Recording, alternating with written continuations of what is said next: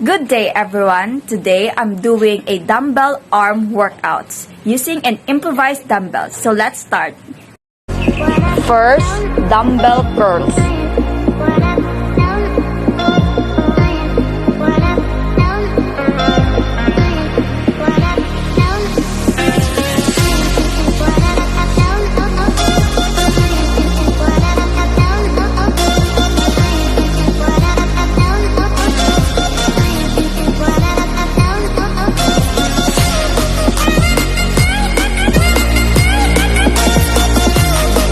Second, overhead extension.